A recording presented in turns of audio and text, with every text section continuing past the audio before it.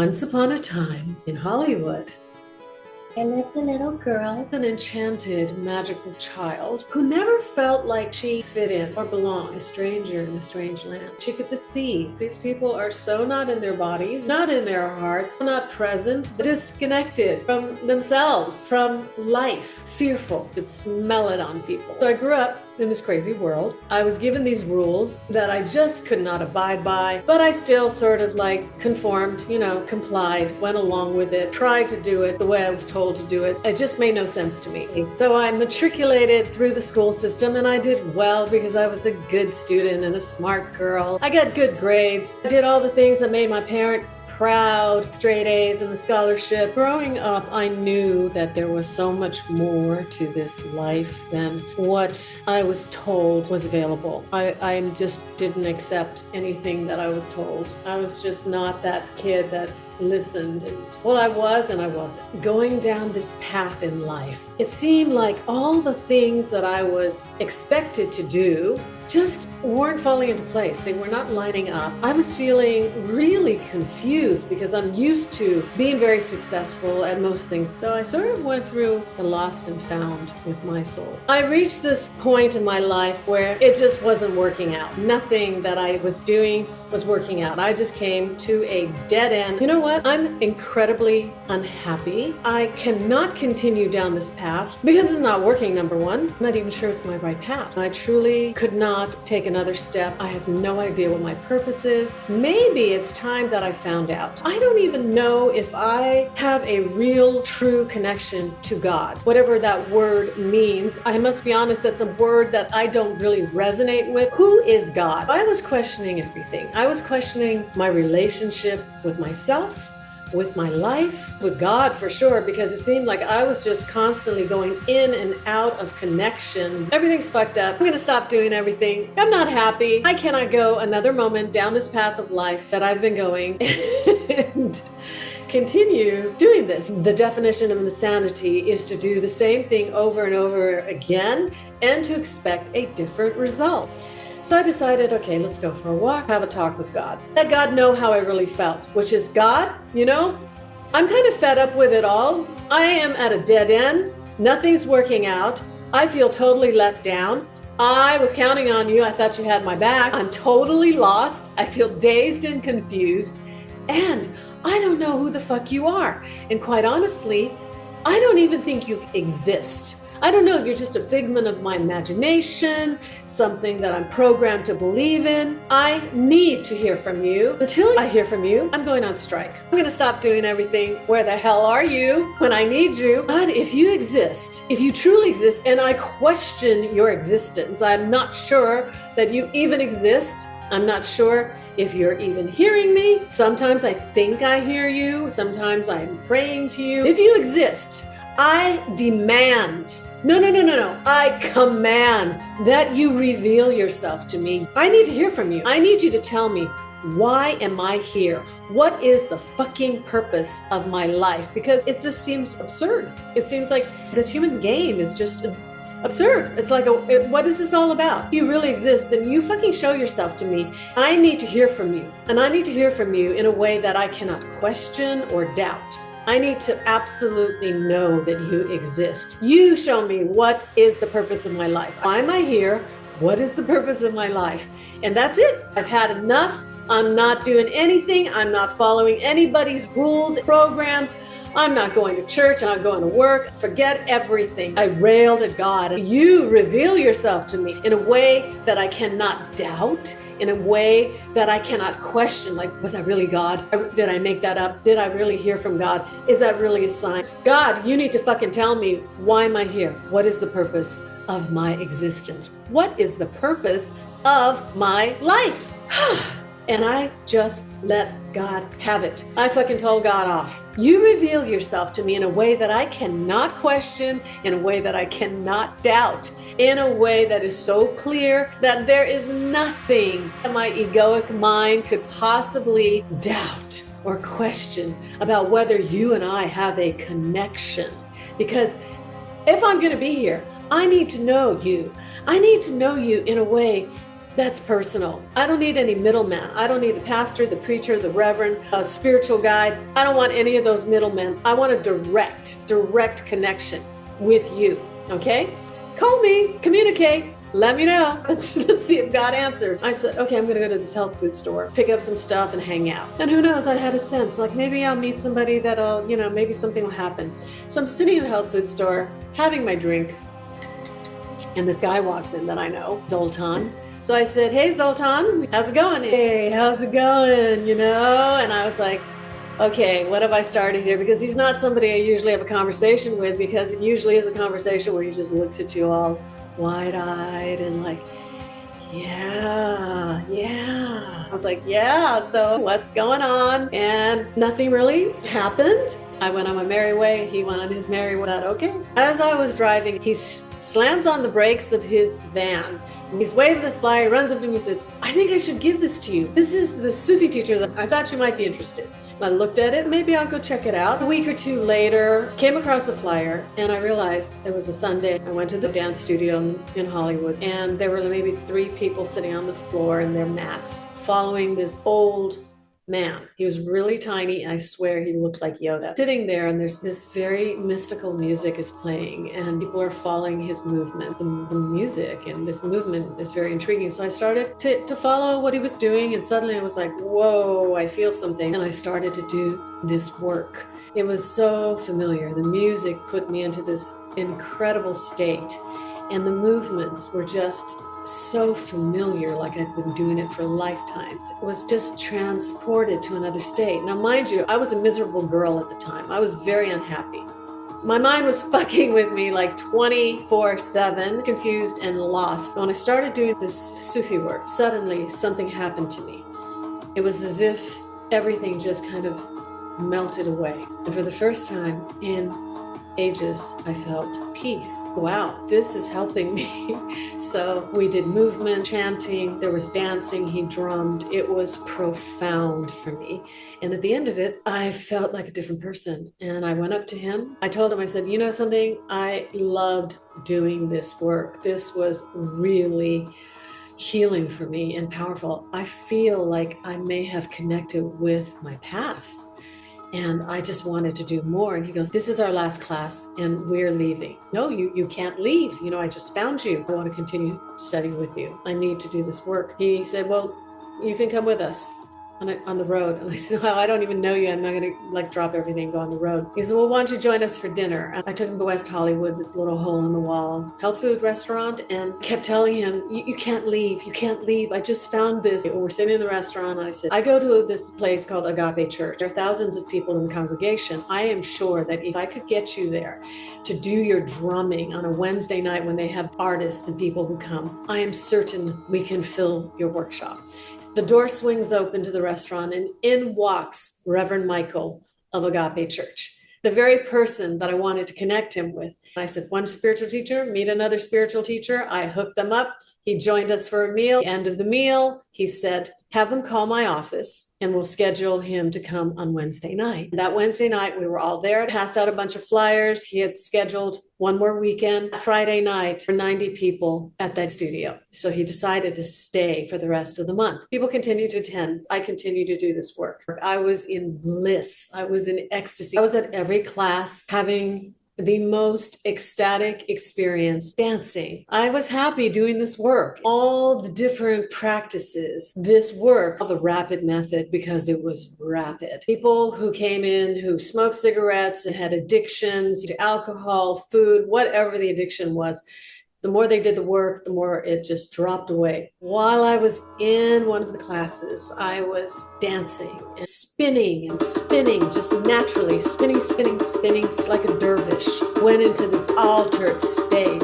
Drum just puts you into this trance. And at the very end, when he was drumming, he hit the drum and went boom. I fell on the ground in ecstasy. And the entire room was just disappearing, and I was in this incredible state of being that it was indescribable. And in that moment, I literally could see my life in this spiral vision of my entire life, past, present, and future. Laying there in ecstasy and bliss, breathing like I had never breathed before. Maybe when I was a child, maybe when I was a baby.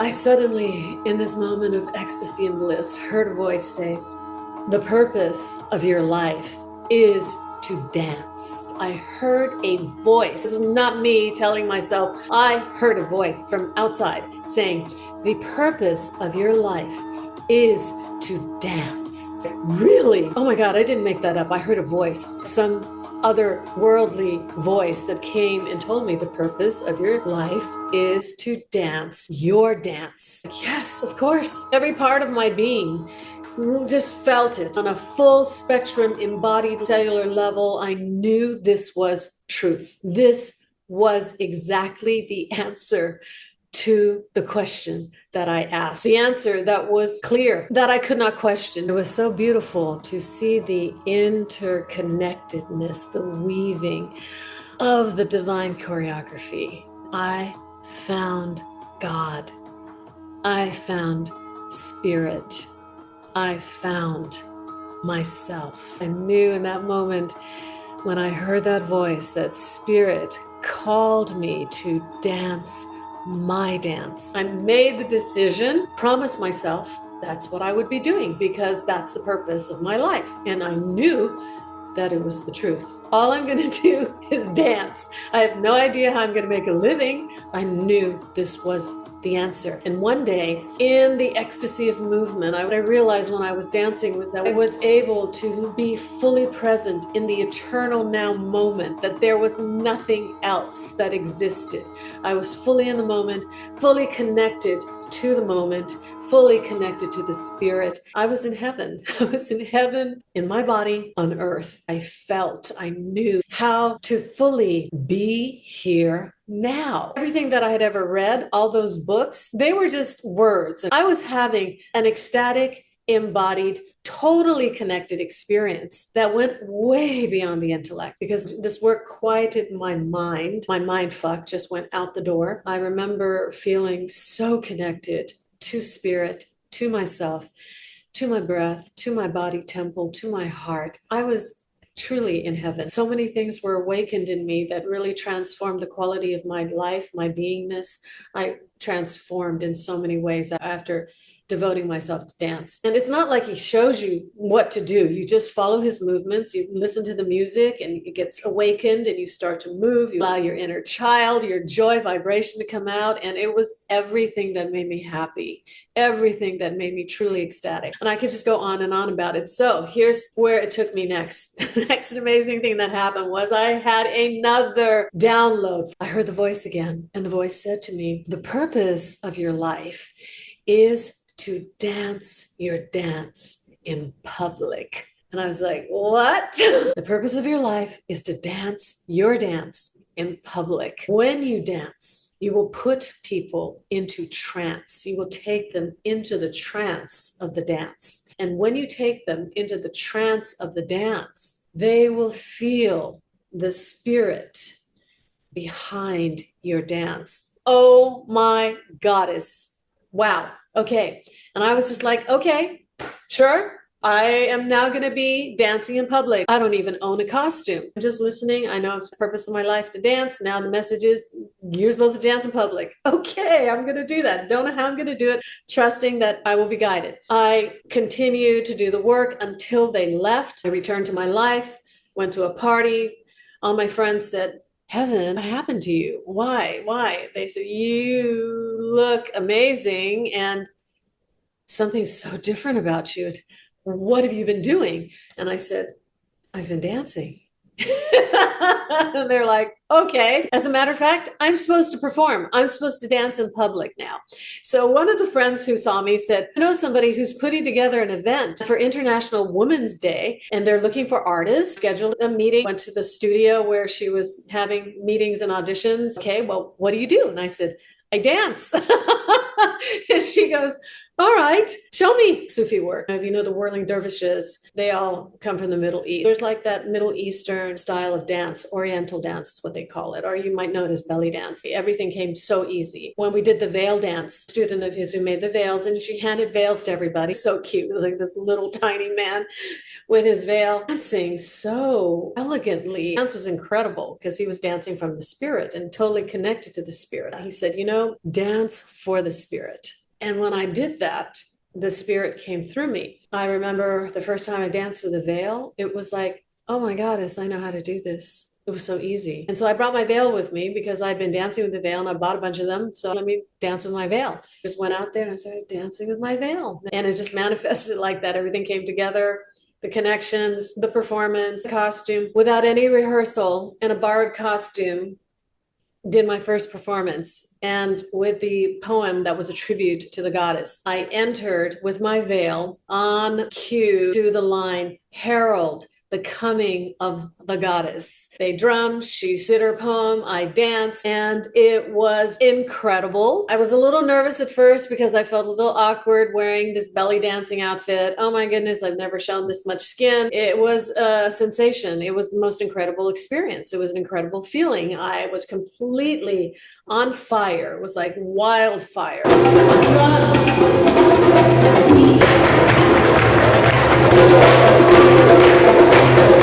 I could feel the audience cheering, screaming, howling, feeling the energy. I literally was able to put them into a trance state as the voice had guided me to do. Somehow during the night, I managed to come out into the audience and I got everybody into a spiral with me in the center dancing while the drummers were drumming, massive spiral dance with 400 or 500 people who were there. So the next day I get a call. I'm talking with somebody. They were at the performance. They said, did you know that your performance, your dance is on the front page of the Culver City newspaper and also in the LA Times? Without any attempt at getting publicity, getting a manager, a publicist, I ended up getting the most phenomenal publicity for my first performance.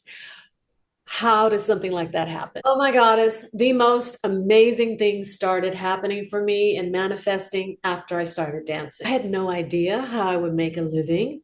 Somehow it worked. I started to manifest performances, paid performances, especially when I set the intention and then I would dance it. If you guys are interested in hearing how I manifested doing what I love and getting paid for it, leave a comment and perhaps I will do that on a future show. It opened up doors for me that I could not even fathom. Performances all over the world, festivals, and it took me out of Los Angeles to all parts of California and different parts of the world and various sacred events and ceremonies. And eventually it led me onto the path of the goddess where I became ordained as a priestess. I was already a priestess. When I was living in Los Angeles, I was doing ceremony. I was doing events on the full moon, the new moon, solstices, the equinox, building a following in person where people would attend the events that I did. I got another message that I'm here to teach people. So this story obviously has and continues to have an incredibly magical, miraculous, and ecstatically happy ending. And it just keeps expanding. And since that day, my life has continued to expand in so many ways that I can't even begin to tell you. And I'm probably going to continue to share it with you because there were so many blessings, so many gifts, so many insights and downloads that came to me once I accessed the eternal now moment through my body temple, through my breath and through my movement. And I know many of you listening know what I'm talking about. I know you do. There are many of you who love dance. I have many amazing stories of manifestation about what happened when I connected to the dance with the divine, when I started to channel that through me. And then I realized I channel the divine through dance. I channel spirit in the dance. So the more I dance, the more incredible downloads came through. And I ultimately channeled and downloaded the work that I did with people, which was called spirit dancing, and it still is called spirit dancing, the ecstatic dance of transformation. It really transformed me and transformed my life when I started to do this dancing. This is not just put on some music and dance, although there's nothing wrong with that. Dancing is incredibly healthy and healing. I got so many downloads about forms of movements, the different practices, and it just continued to expand. And one day I will write a book about it called Spirit Dancing with Heaven, which is what my workshops were called. I will close with the download, one of the most powerful downloads that I got about the whole journey of spirit dancing. All of life is a spirit dance because we are spirit dancing the dream awake in the flesh, in this physical reality. And all of life is spirit dancing in us, as us, with us, and through us. Thank you for listening to my story. I hope you enjoyed it. I hope you got value out of it. It was my joy to relive that and remember the profound transformations that happened to me. I am Heaven Hope, and the next time I see you, may it be a dance, an ecstatic dance. Much love. Wishing you magic and miracles.